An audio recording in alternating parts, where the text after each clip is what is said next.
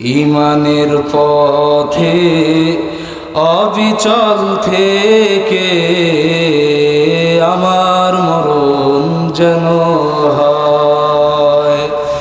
তোমারই কাছে মিনতি আমার, তোমারই কাছে মিনতি আমার, মহামহিম দয়াময়। ঈমানের পথে অবিচল থেকে আমার মরণ যেন হয়। প্রতিদিন মিথ্যের মুখোমুখি হই, বেদিন ফাসেকেরা করে হইচই। প্রতিদিন মিথ্যের মুখোমুখি হই, বেদিন ফাসেকেরা করে হইচই। আজাজিল এসে গুমরাহি সুর গান করে তুলে মোহময়। ঈমানের পথে অবিচল থেকে আমার মরণ যেন হয়। আধারের দুর্গম আঁকা বাঁকা পথ, ভ্রান্তিতে পূর্ণ যত মতামত। আধারের দুর্গম আঁকা বাঁকা পথ, ভ্রান্তিতে পূর্ণ যত মতামত। কখনো আবার নফসের তাড়নায় লাগে সুন্দর মনোময়। ঈমানের পথে অবিচল থেকে আমার মরণ যেন হয়। ঈমানের পথে অবিচল থেকে আমার মরণ যেন হয়। আলহামদুলিল্লাহ, আল্লাহ পাক রব্বুল আলামিনের দরবারে লাখো কোটি শুকর যে মহান রব্বুল আলামিন আজকের এই উমর রাদিয়াল্লাহু তাআলা আনহু নুরানি হাফিজিয়া মাদ্রাসার মাহফিলে আমাকে আপনাকে একত্রিত করে কিছু কথা বলা এবং শোনার মতন তৌফিক ধৈর্য মহান রব্বুল আলামিন দান করেছেন। এই জন্য মহান রব্বুল আলামিনের দরবারে আমরা সকলে কালিমাতুশ শুকর আদায় করি, বলি আলহামদুলিল্লাহ। মোহতারাম হাজিরিন, আমি আপনাদের সম্মুখে কুরআনুল কারীম থেকে একখানা আয়াত এবং নবীর অসংখ্য হাদিস থেকে একখানা হাদিস তেলাওয়াত করলাম। এই কুরআন ও হাদিসের আলোকে কিঞ্চিত আলোচনা করার চেষ্টা করব। ওয়ামা তৌফিকি ইল্লা বিল্লাহ। সম্মানিত হাজিরিন, আল্লাহ পাক রব্বুল আলামিন মানুষ জাতিকে অত্যন্ত সুন্দর করে আল্লাহ তাআলা বানিয়েছেন।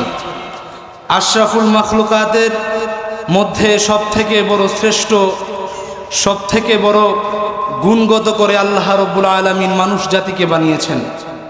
মুফাসসিরিনে কেরাম বলেন, মানুষ দুই প্রকার। এক প্রকার হলো গুণগত মানুষ, আরেক প্রকার মানুষ হলো জন্মগত মানুষ। আজকের এই মাহফিলে গুণগত মানুষ এবং জন্মগত মানুষ নিয়ে আপনাদের সম্মুখে কিছুক্ষণ আলোচনা করব ইনশাআল্লাহ। জন্মগত মানুষ, আজকে দেখা যায় জন্মগত মানুষ, আমেরিকার মধ্যে যে ডোনাল্ড ট্রাম্প মাতাল, এটাও হলো জন্মগত মানুষ।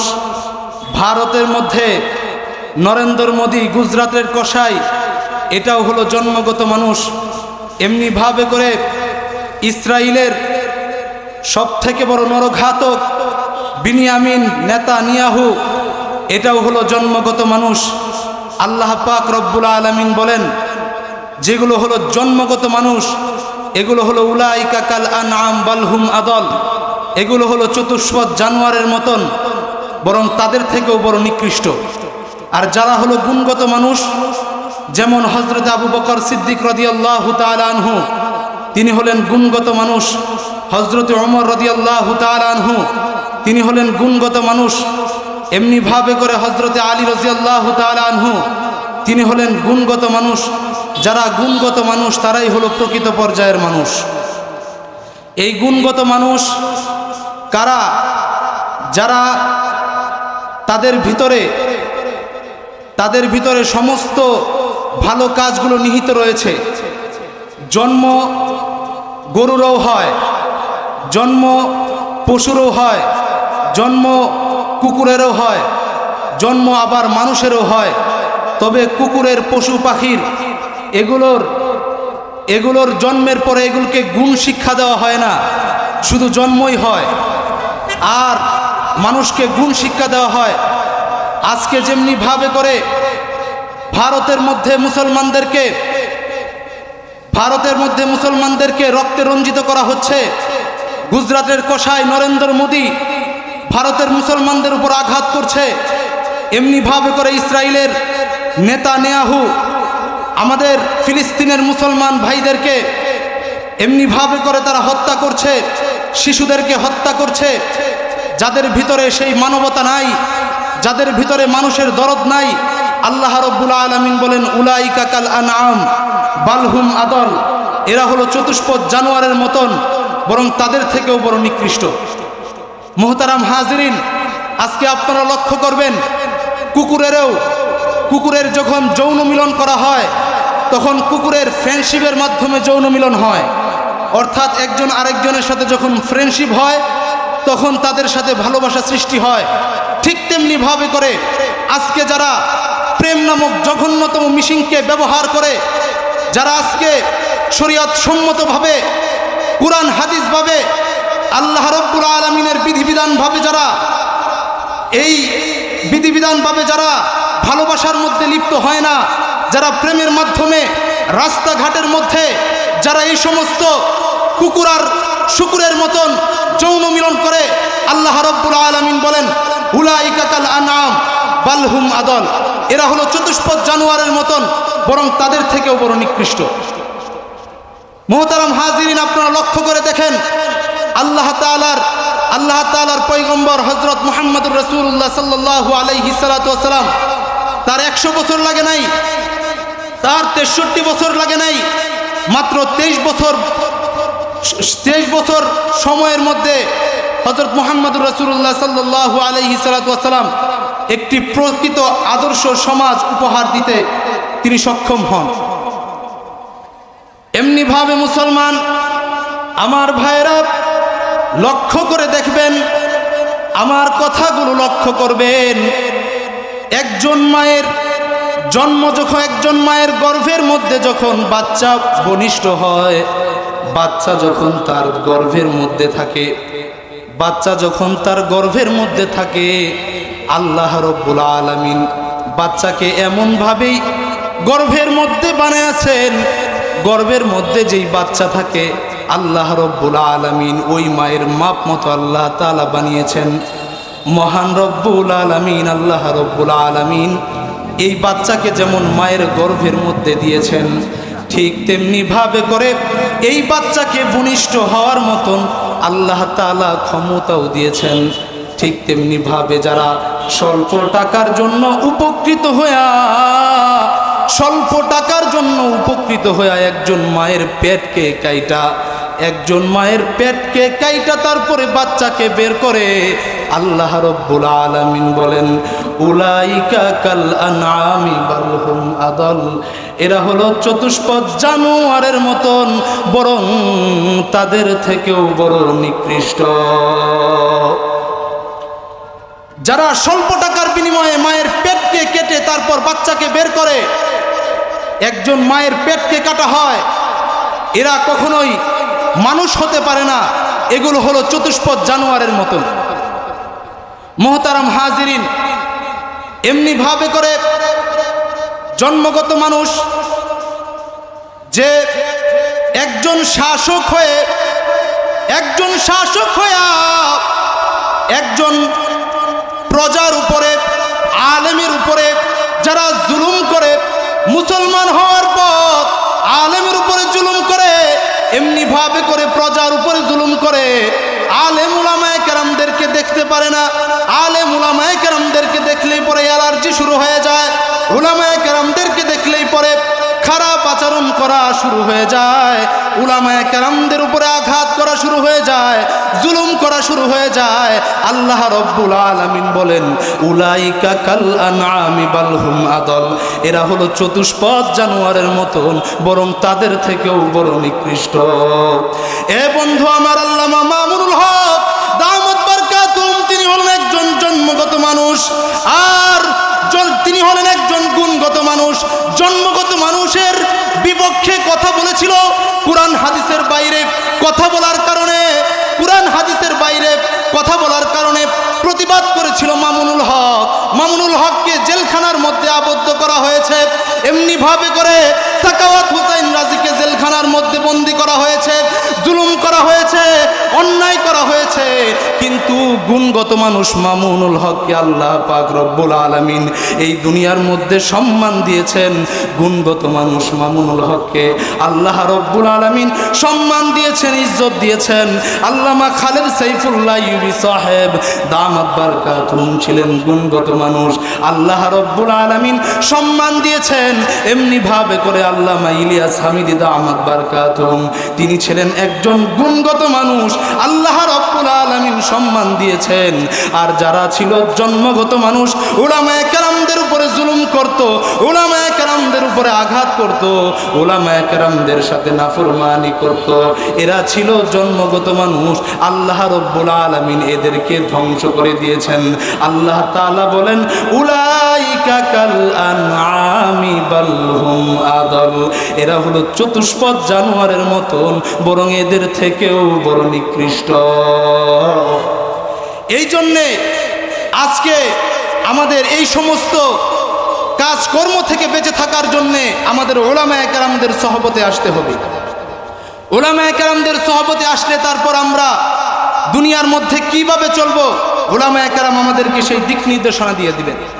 মুসলিম শরীফের হাদিসের মধ্যে এসেছে, আল্লাহর পয়গম্বর মুহাম্মদুর রাসূলুল্লাহ সাল্লাল্লাহু আলাইহি ওয়াসাল্লাম হযরতে জাবের রাদিয়াল্লাহু তাআলা আনহু থেকে বর্ণিত, তিনি বলেন, আমি রাসূলুল্লাহ সাল্লাল্লাহু আলাইহি সাল্লামকে বলতে শুনেছি তার মৃত্যুর 3 দিন আগে, যে কোনো মানুষ যাতে আল্লাহ রব্বুল আলামিনের প্রতি সুধারণা না করে যেন মরণ না বরণ করে।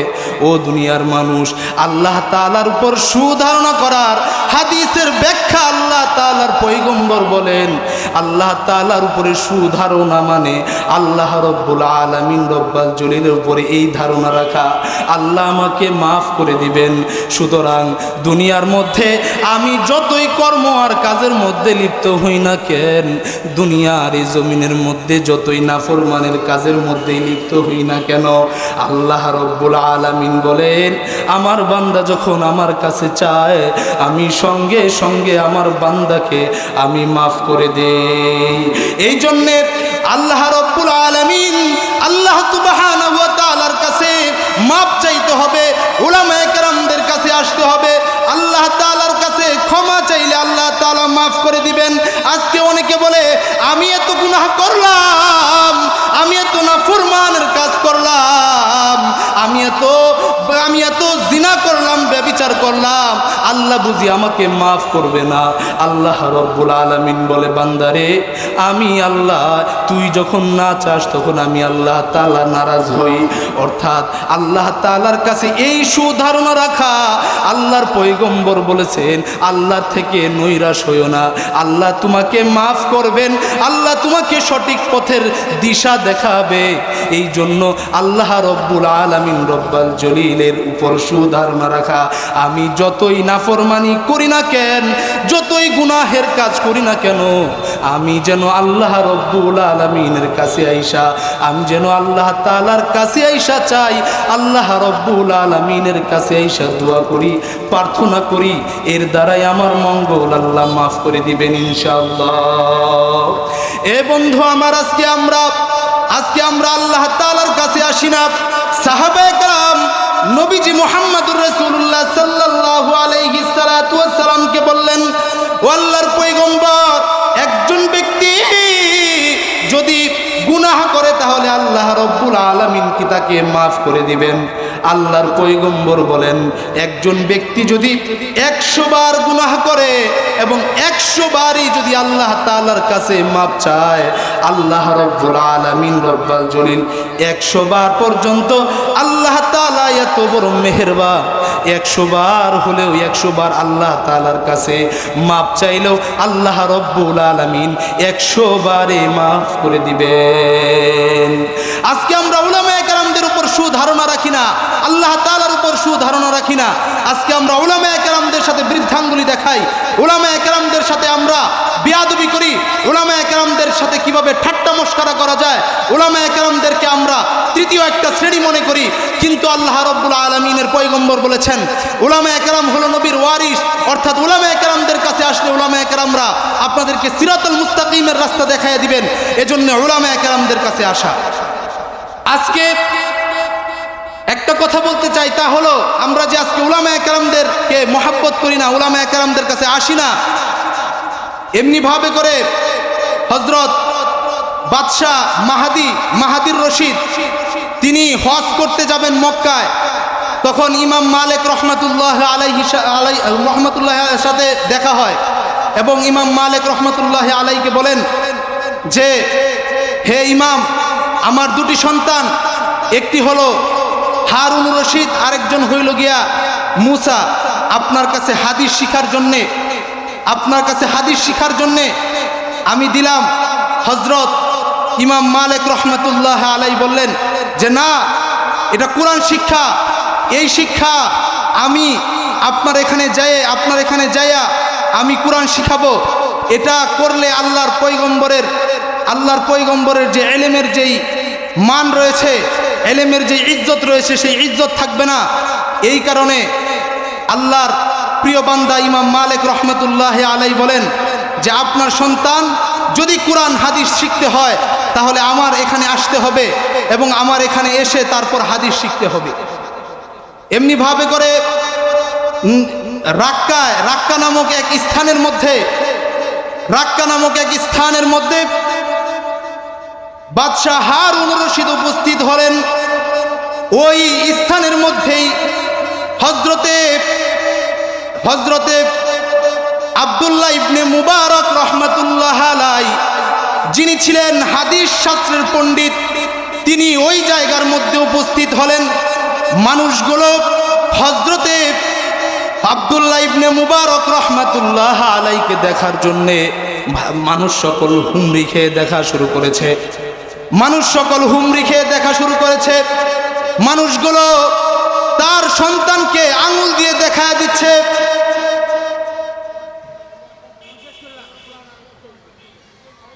মানুষগুলো হুমড়ি খেয়ে দেখা শুরু করেছে, মানুষগুলো আঙুল দিয়ে দেখানো শুরু করেছে যে এই যে হলো ইমাম মালিক রহমাতুল্লাহ, হযরতে আব্দুল্লাহ ইবনে মুবারক রহমাতুল্লাহ আলাইহি।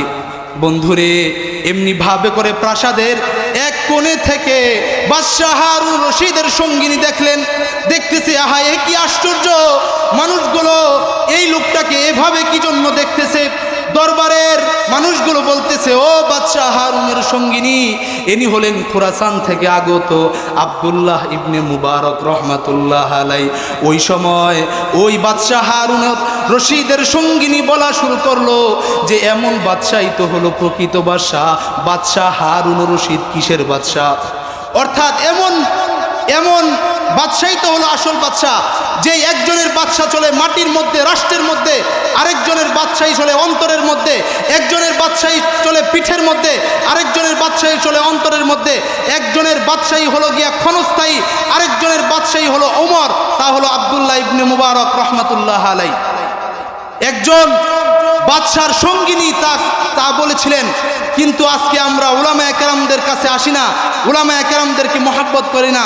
আগের জমানার মধ্যে যেমনি ভাবে করে উলামায়ে কেরামদেরকে মহব্বত করতো, উলামায়ে কেরামদের কাছে আসতো, উলামায়ে কেরামদেরকে ভালোবাসতো, আজকে আমরা উলামায়ে কেরামদের কাছে নাই।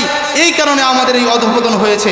এই জন্য আমরা সমস্ত কর্মকাজ থেকে বাঁচার জন্য, এই যে গুমরাহি কাজ থেকে বাঁচার জন্য কোন কাজে চললে আমার ভালো হবে, কোন কাজে চললে আমার ভালো হবে না, এই কাজকর্মগুলো থেকে বাঁচার জন্য উলামায়ে কেরামদের কাছে আসতে হবে, উলামায়ে কেরামদের কাছে আসতে হবে এবং উলামায়ে কেরামদেরকে মহাব্বত করতে হবে। এ বলেই আমি আমার সংক্ষিপ্ত আলোচনা এখানেই শেষ করলাম। ওয়া আখিরি দাওয়ানা আলহামদুলিল্লাহি রাব্বিল আলামিন। ওয়াসসালামু আলাইকুম ওয়া রাহমাতুল্লাহি ওয়া বারাকাতুহু।